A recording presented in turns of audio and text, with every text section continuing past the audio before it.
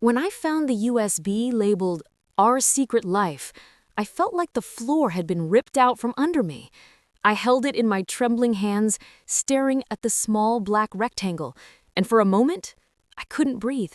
The quiet hum of our living room, the faint aroma of coffee lingering from the morning, even the gentle ticking of the clock on the wall. Everything felt painfully normal, and yet nothing in my life was normal anymore. It's strange how quickly a marriage can unravel in a single moment. Not the kind of unraveling that comes from shouting matches or bitter fights, but the quiet, almost invisible kind that creeps in, disguised as trust. Months ago, I had forgiven him. I thought I had put it all behind us. But now, sitting here, USB in hand, I realized forgiveness had blinded me to the shadows hiding in plain sight. My name is Sarah. I'm a mother of two, a wife, and a woman who once believed in the idea of forever without question. My husband, David, was my first love, my high school sweetheart, the man I thought I knew as well as I knew the lines on my own palms. And yet, apparently, I only knew a version of him, a carefully curated version that fit neatly into our life, our home, our family. Before this, life had been ordinary, in that comfortable, predictable way that makes you feel secure. We lived in a modest house in the suburbs, just big enough for the four of us. The smell of warm cinnamon rolls on Sunday mornings, the clatter of dishes from dinner, the quiet laughter of my children echoing down the hallway. These were the things that made our home feel like a sanctuary. David worked as a financial analyst, a job he excelled at, and he had a way of making me feel special even on the most mundane days. Small gestures, leaving a note in my coffee mug, remembering the way I liked my eggs scrambled, rubbing my shoulders when I was tense. He was not perfect, no one is, but I believed in him. I believed in us. Then came the confession. It was a rainy evening, the kind where the world feels gray and heavy. I remember the sound of the drops pattering against the window pane, the soft glow of the kitchen light reflecting on the wet tiles. David came home unusually quiet, carrying that familiar look of someone bearing a weight too heavy to explain. He said, "I need to tell you something. Something I should have told you a long time ago." I didn't hear the words immediately. I was used to his drama, the small crisis he occasionally brought home from work, the forgotten appointments, the minor slip-ups. But there was something different in his tone this time, a gravity I hadn't heard before. I had an affair," he confessed. "It was months ago. I ended it before it could go any further, but I need you to know." I felt the air leave my lungs. My mind spun. Everything we had built, the life we shared, the trust, the love, seemed to hang by a thread. I stared at him, searching his eyes for the boy I had known, the man I had married, and all I could see was a stranger. And yet, I forgave him. I forgave him not because the betrayal wasn't monumental, but because I wanted our children to grow up in a family intact. I wanted to believe that people can make mistakes and still choose the right path. I wanted to believe in us. I told him, through trembling lips, that I would try to move forward, that I would let this be a shadow in the past, something we would both work to bury. Months passed, and at first, it seemed that forgiveness had worked. David smiled again in ways I remembered. The laughter returned. Our routine felt like it had regained its rhythm. There were moments I allowed myself to feel peace, watching our children play in the garden, holding David's hand during evening walks, sharing quiet dinners where we reminisced about the silly things from our youth. These were the things that made our home feel like a sanctuary. But then the feeling was always tentative. There was a subtle shift I couldn't name, small hints I told myself were imagined, a furtive glance at his phone, the way he sometimes disappeared for hours claiming work meetings, the distant tone that flickered across his voice when I asked a simple question about his day. I rationalized everything. You're being paranoid. You promised to forgive. You promised yourself peace. And then, the USB. It was tucked behind the back panel of his desk drawer, wrapped in a small envelope with my name written on it in his familiar handwriting. My first instinct was disbelief. A mistake, surely. Perhaps a forgotten work file, a forgotten backup, anything that could explain it. But when I inserted it into my laptop, my world tilted on its axis once more. The folder that opened contained images and videos, snapshots of a life I had never imagined. An apartment, neatly decorated but completely foreign. A woman, smiling, holding a child. A small messy bed covered with toys, a bicycle in the corner. And there, in the heart of it all, my husband, my David. My husband, laughing, living, loving someone else and another child. I couldn't breathe. For a long time, I just sat there staring at the screen, letting the room around me blur. The smell of coffee, the hum of the refrigerator, the ticking clock, all of it faded into a silence that screamed louder than any words could. When I finally spoke, it was a whisper, barely audible even to myself. How? Why? David's confession months ago was just the surface. This was the deep truth. A second life, a second family, a secret woven so meticulously that I had never suspected. The betrayal cut deeper than anything I had imagined, not just because of the infidelity, but because of the deception, the duplicity, the hidden life that had existed in parallel with mine. I felt numb, cold, and yet strangely alive, aware of every breath, every heartbeat, every tiny tremor in my hands as I scrolled through the files. I felt both rage and sorrow, despair and clarity all at once. That night, I didn't speak to him, I didn't confront him.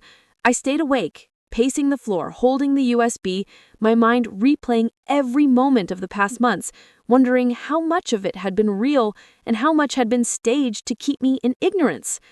I knew something had to be done, but it had to be deliberate, calm, thoughtful. I wasn't acting for revenge. I was acting to reclaim my life, to protect what was rightfully mine, and to find a sense of closure I hadn't had the first time I forgave him. And so, I began to plan. The next morning, I woke with a quiet determination I hadn't felt in months. The house smelled faintly of burnt toast. David had left breakfast half finished, and the soft sunlight spilled through the blinds, falling in dusty stripes across the kitchen floor. Everything looked the same, yet nothing felt normal. I could see him moving about, humming a tune I used to love, oblivious to the storm raging in my mind. I made my way to the living room, USB in hand, as if holding it closer to me might steady the tremor in my fingers. I tried to act normal, pouring a cup of coffee, arranging the newspaper. I needed time to think, to plan my next steps carefully. This wasn't about an impulsive confrontation. I had learned, painfully, that raw anger only gave him more control. As I sipped my coffee, I thought about the months after his confession, how I had clung to fragments of trust, how I had convinced myself that the man I knew still existed somewhere beneath the weight of his mistake. That belief had been comforting like a soft blanket over a wound. But the USB had shredded that blanket. The man I had loved, the father of our children, had lived a life parallel to ours, laughing, loving, lying, and I had been blind. I remembered small, overlooked moments that now made sense. The sudden business trips, the odd charges on our credit card, the way his phone always seemed to buzz and then go silent when I entered the room. I had ignored these signs because I wanted to believe, because I wanted to forgive. But believing didn't change reality. That morning, I sat down at the dining table with my laptop and opened the files again. I watched videos I wish I could unsee. He played with a little boy who was not our child, fed a woman breakfast as she smiled at him the way I used to smile at him, laughed in a way that had once belonged only to our home. Every frame felt like a knife twisting slowly. But amidst the betrayal, something shifted inside me. Anger alone was hollow. I realized I had a choice. I could continue to crumble in private grief, or I could reclaim control of my story. and so I began recording. I opened the voice recorder on my phone, and as if speaking to a jury of one, myself, I spoke slowly, deliberately. "David," I said, my voice steady despite the tremor beneath it, "I know about her. I know about him. I know about your second life, and I know everything you never thought I'd see. I am leaving.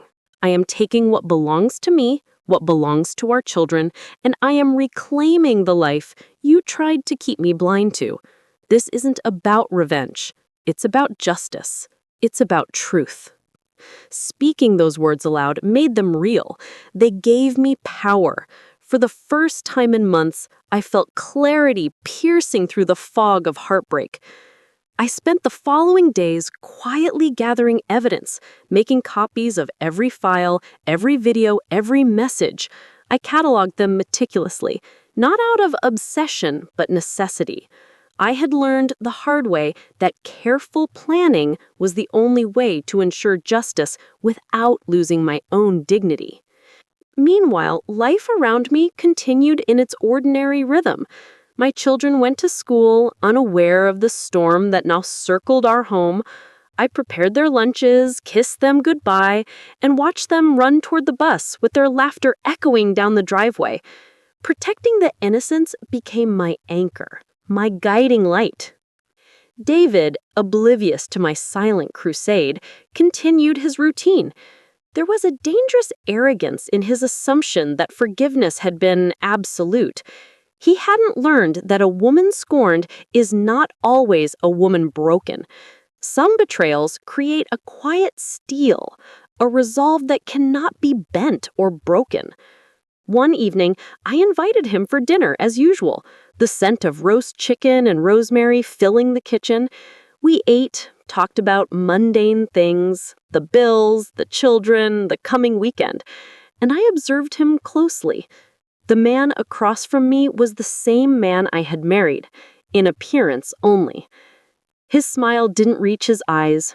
His laughter sounded hollow now that I knew the truth behind it. After clearing the dishes, I asked him to sit. I had rehearsed this conversation countless times in my mind, and now it was time to speak. "I found it," I said simply, placing the USB on the table. The weight of it was more than just plastic and memory. It was the embodiment of all the lies, the betrayal, the second life I never imagined. He froze. I could see it in his eyes, that fleeting flash of panic, followed by a quickly masked calm. "Sarah, I hold up a hand, stopping him. Don't. Just don't. I know everything, and I need you to understand this clearly. This marriage is over.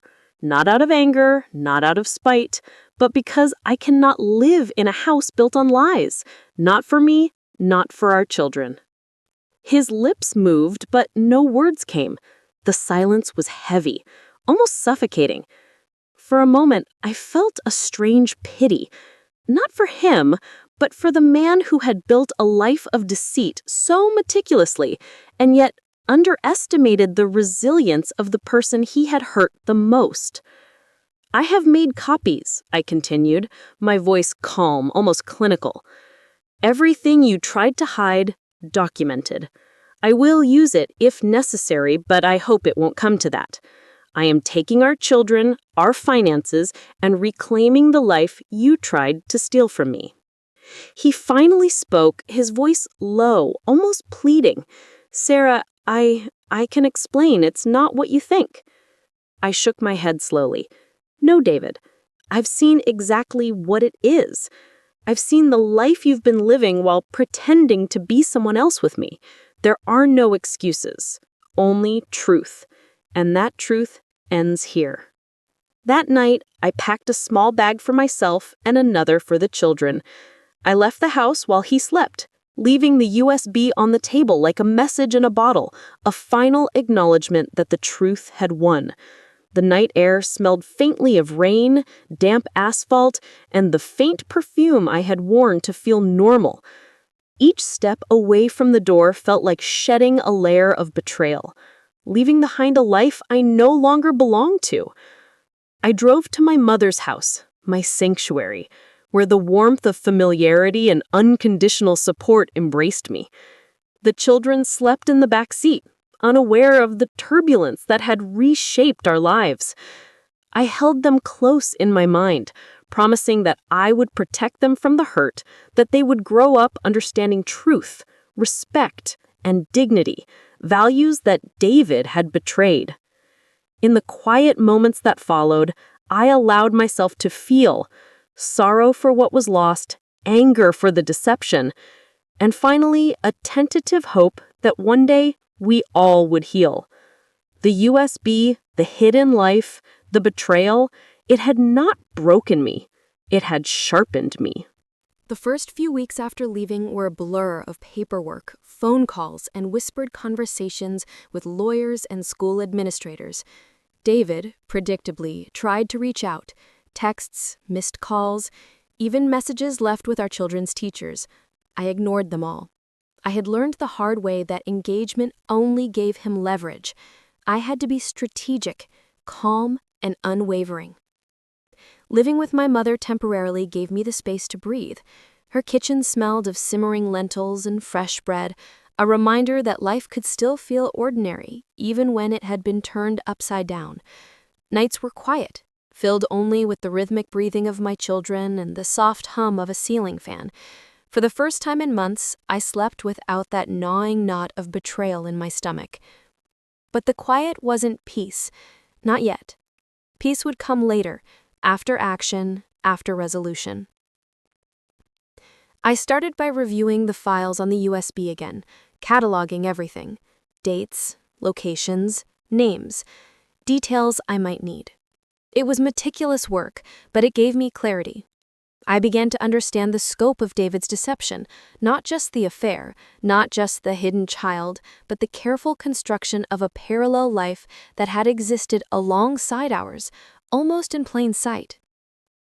One afternoon, while the children napped, I decided to confront some of the extended family quietly, not in a vindictive way. My goal was to make sure the truth was documented in case David tried to manipulate them, twist stories, or isolate me.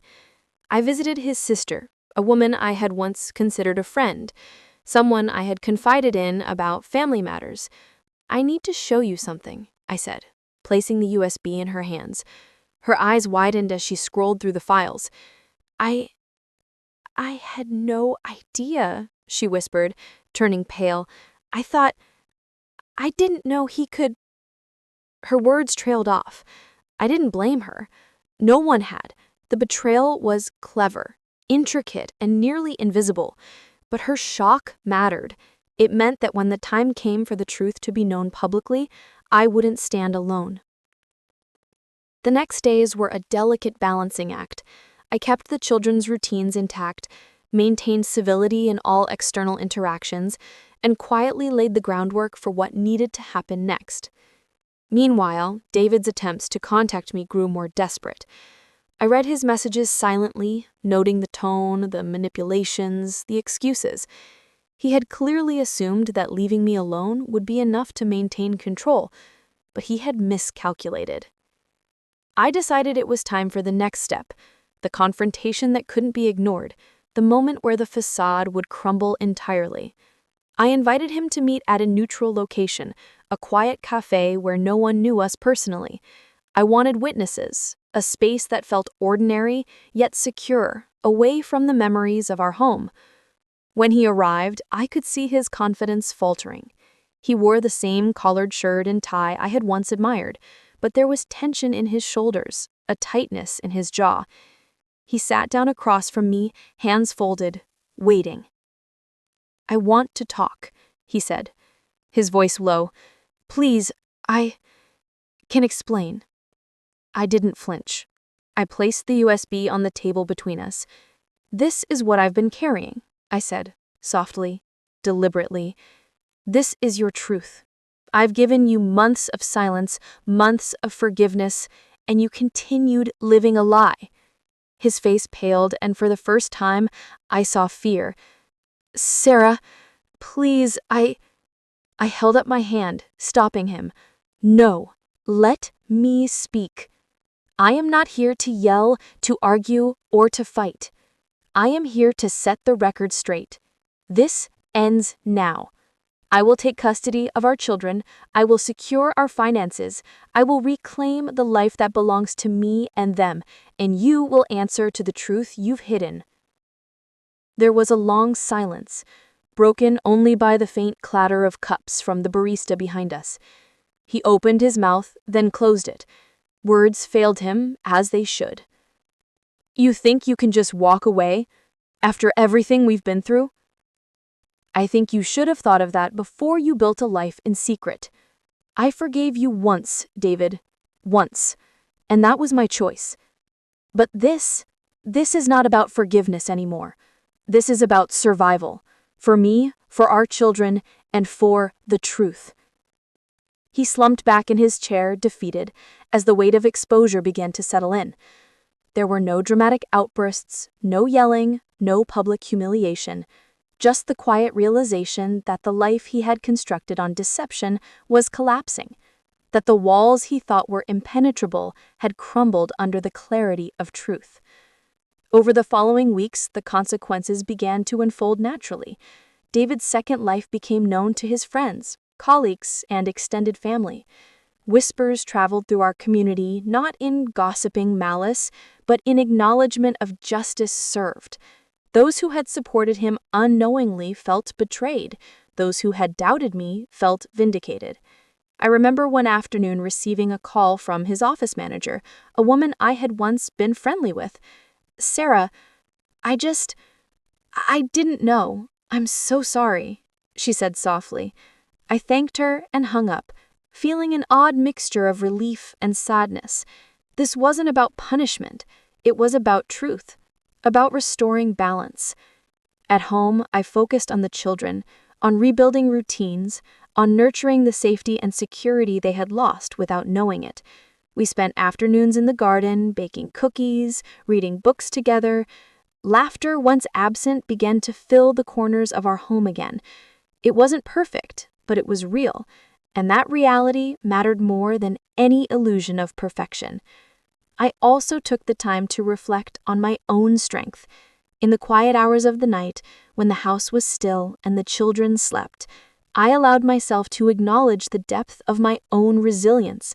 I had been hurt, betrayed, and deceived, yet I had survived, planned, acted, and reclaimed my life. That truth, my truth, was undeniable. By the time the legal process began, I felt more composed than I had in months. I knew exactly what I wanted: custody of the children, equitable division of assets, and closure. David's attempts to manipulate the narrative crumbled under the weight of evidence I had collected. The USB, once a symbol of devastation, had become my shield and my voice. I remember sitting in the lawyer's office, the sterile smell of paper and coffee mixing with the faint hum of the air conditioner. I watched my attorney organize the files, nodding silently as he explained the steps we would take. I felt a strange calm settle over me, the same quiet determination that had carried me through the first night I discovered the USB. This was not about anger anymore. It was about reclaiming my life with dignity intact.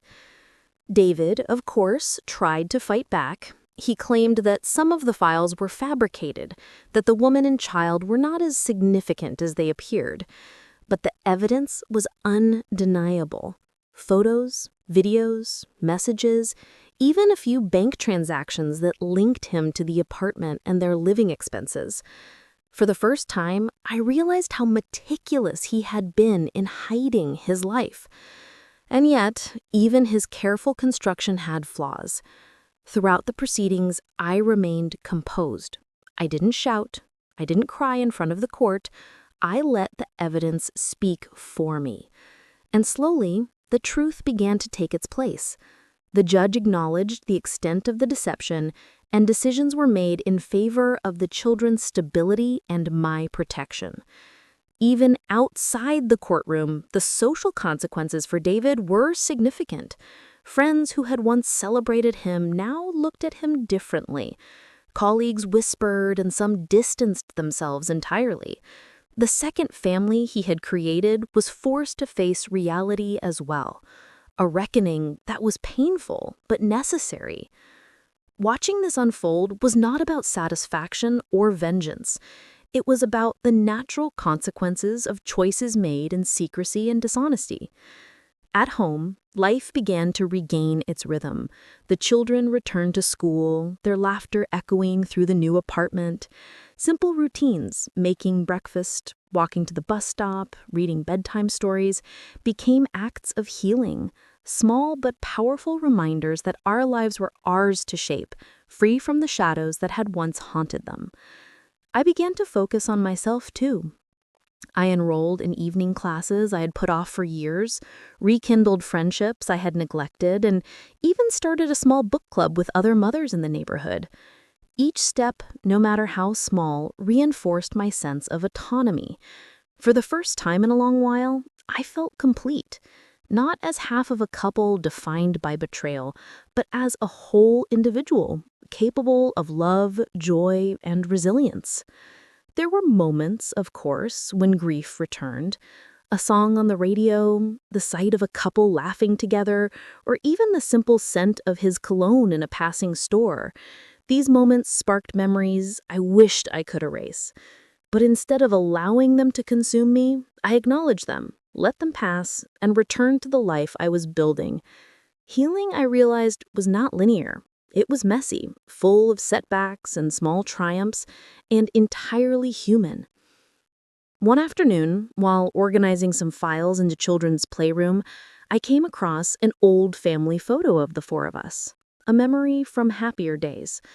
I held it in my hands and felt a pang of longing, but it was tempered with understanding.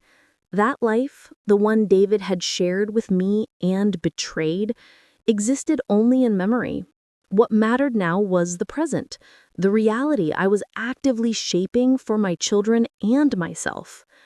I also took the time to reflect on forgiveness, not the naive kind that I had given months ago, but a deeper, more conscious forgiveness, not for David, not for his choices, but for myself. Forgiveness allowed me to release the weight of anger, not because he deserved it, but because I deserved peace. It was a quiet liberation, one that unfolded in private moments of reflection, in the calm evening walks through the neighborhood, and the way my children's laughter bounced off the walls of our new home. In time, the USB, once a symbol of betrayal, became a relic of the past. I stored it safely not to dwell on it, but as a reminder of the strength I had found within myself.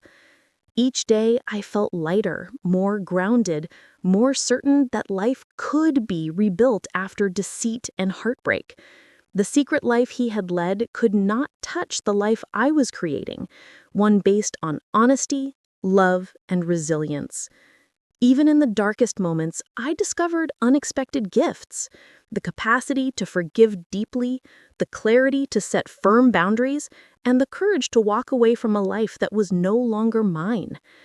I learned that betrayal, as painful as it is, can become a teacher, showing us where we are strongest, where we are resilient, and where we must stand firm to protect ourselves and those we love. Some nights, I still wake briefly, the memory of that USB flashing in my mind. But instead of dread, there is a quiet acknowledgement. I survived it. I acted with clarity. I protected my children, and I reclaimed my life. One morning, as I was preparing breakfast, I noticed how different everything felt. The sunlight streamed through our living room window, warming the walls in golden streaks. My children were laughing over cereal, crumbs scattered across the table, and for the first time in a long while, I didn't feel the shadow of betrayal hanging over us. It was a small, ordinary moment, but it felt monumental, a quiet victory over the chaos that had upended our lives. David had stopped contacting me entirely. He knew that his lies could no longer manipulate the narrative. I had spoken my truth, gathered my evidence, and reclaimed control. The legal and social consequences had done their part, but the most profound transformation had occurred within me. I no longer lived in fear or uncertainty. I had rebuilt my foundation, brick by brick, with patience and resolve. I began to see my life not through the lens of what had been lost, but through the lens of what I had regained: freedom, independence, autonomy, the ability to make decisions for myself and my children without someone else's deceit undermining them.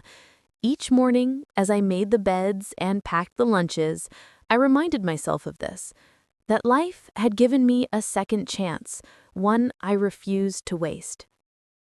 One afternoon, I took the children to the park.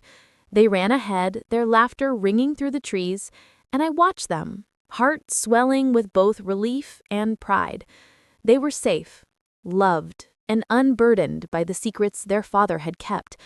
And I realized in that quiet moment that this was the true victory, reclaiming our happiness. It wasn't about David's punishment or about exposing his lies to the world. It was about protecting the innocence and stability of the lives that depended on me. As the weeks passed, I slowly reintroduced joy into our home. We celebrated small milestones: the completion of a school project, the first successful batch of cookies, a walk through the neighborhood just for the sake of it. Each small act, each laugh, each hug became a thread weaving our lives back together, and in doing so, I began to feel whole again. I also allowed myself to process the emotional residue of betrayal. Some nights, I would sit quietly in my bedroom, the children asleep, and reflect on the months of deception. The heartbreak was still there, lingering in the edges of memory, but it no longer controlled me. I could acknowledge it without being consumed by it. I had learned that forgiveness and strength often coexist. I could forgive, not for him, but for myself, and in that act, I found empowerment. In those moments, I thought about the USB again. The little black rectangle had been a symbol of devastation, a trigger for grief and rage, but it had also been a catalyst for clarity and action. I had taken what was mine, emotionally, legally, and morally, and I had walked away with dignity intact. It was no longer a burden, but a reminder of the resilience I had discovered within myself.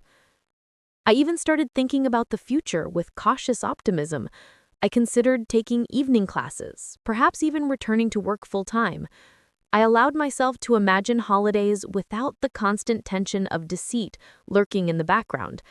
I dared to dream of a life defined not by betrayal, but by choice. A life where honesty, love, and mutual respect formed the foundation.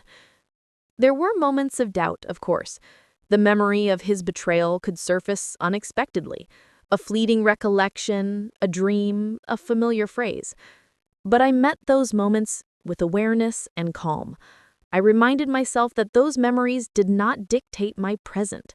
I had survived, I had acted, and I had reclaimed the life that was rightfully mine.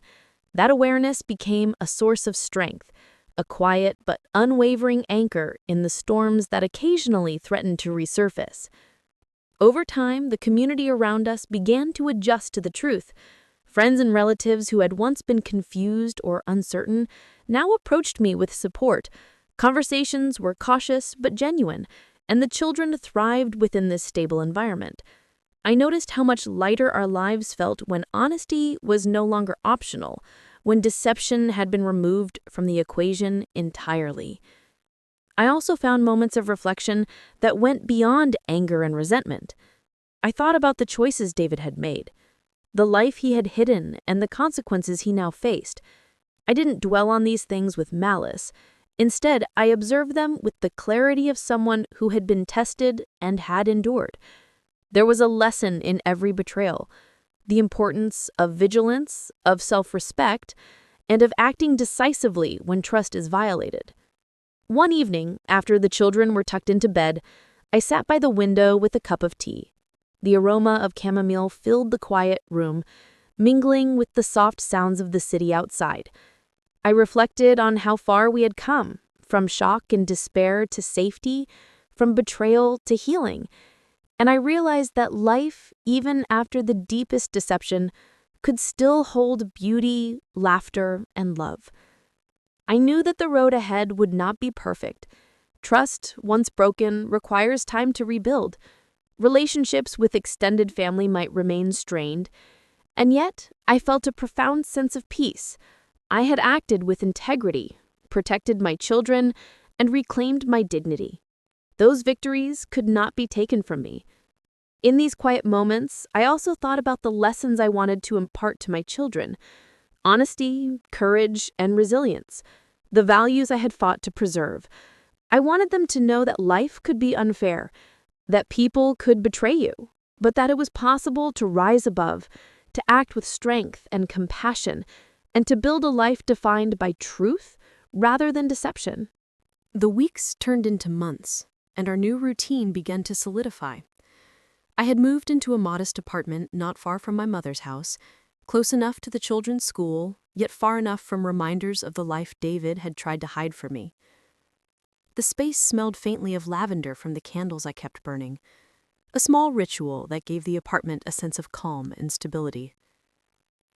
The children adjusted remarkably well. At first, there were moments of confusion, questions whispered in bedrooms, fleeting glances of worry when I answered a phone call or left for an errand.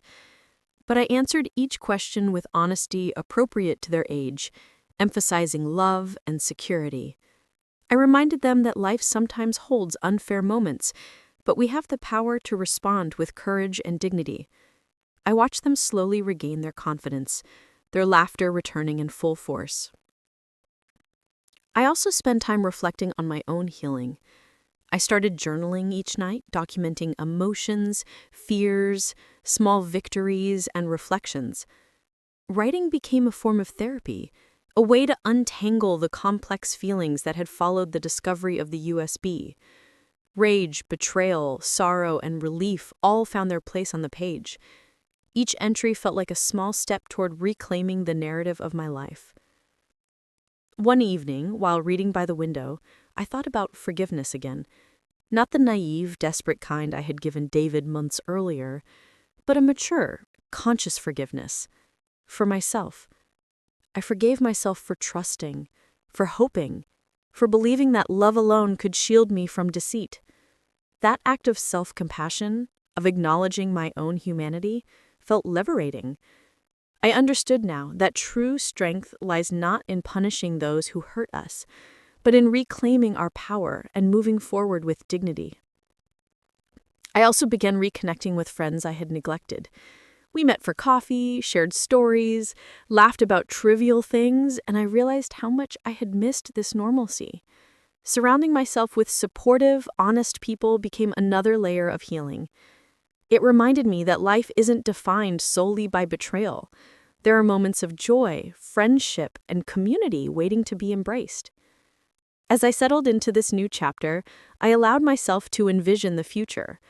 I thought about my career aspirations, hobbies I had set aside, and experiences I had once imagined sharing with my children.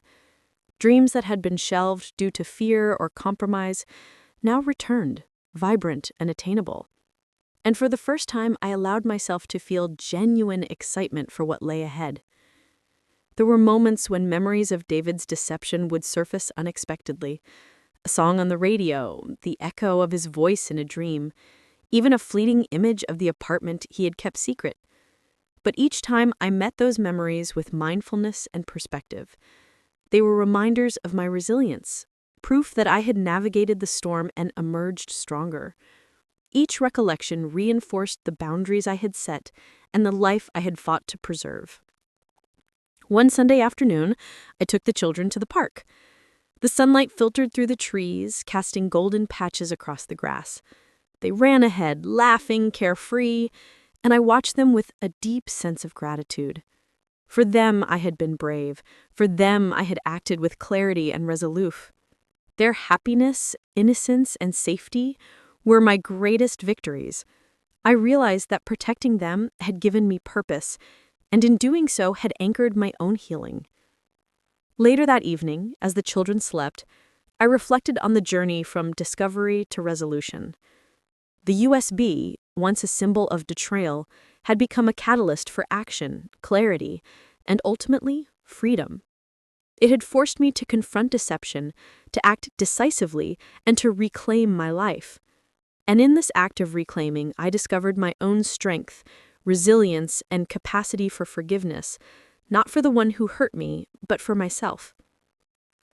I also considered the lessons this experience had taught me about human nature. People are capable of duplicity, of creating hidden worlds to serve their own desires. But the truth has a way of emerging, and when it does, those who act with integrity are equipped to face it. I learned that vigilance, self-respect, and courage are essential, not just in relationships, but in every facet of life. Over time, I also began to find moments of joy in the ordinary. Cooking dinner, reading bedtime stories, quiet walks with the children. These simple acts became anchors of peace, reminders that life, though fragile and unpredictable, is still full of beauty. I allowed myself to experience happiness without guilt, to embrace freedom without fear, and to hope for a future unburdened by the shadows of the past. I often thought about David and the life he had hidden. I did not seek revenge, nor did I dwell on anger. Instead, I allowed justice to unfold naturally, trusting that truth and integrity carry their own weight. Watching the consequences of his deception ripple through his world was a reminder that dishonesty always comes at a cost. And witnessing this, quietly, without malice, gave me a sense of closure I had never experienced before.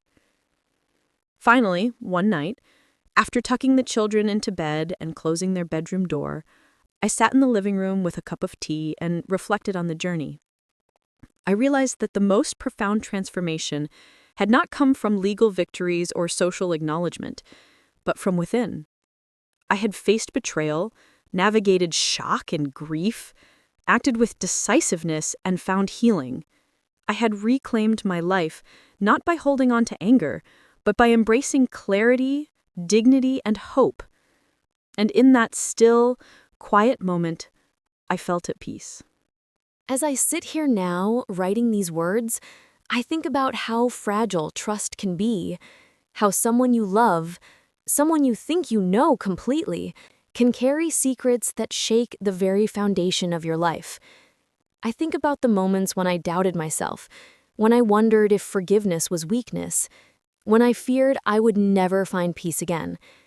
And yet, here I am, stronger than I ever imagined, with my children safe, our lives intact, and my heart open to the possibility of joy once more.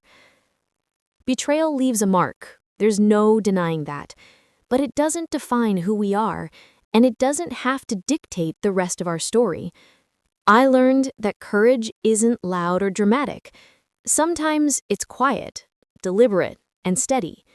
It's making choices that protect your dignity, your children, and your own sense of self. It's reclaiming your narrative when someone else tries to rewrite it with lies.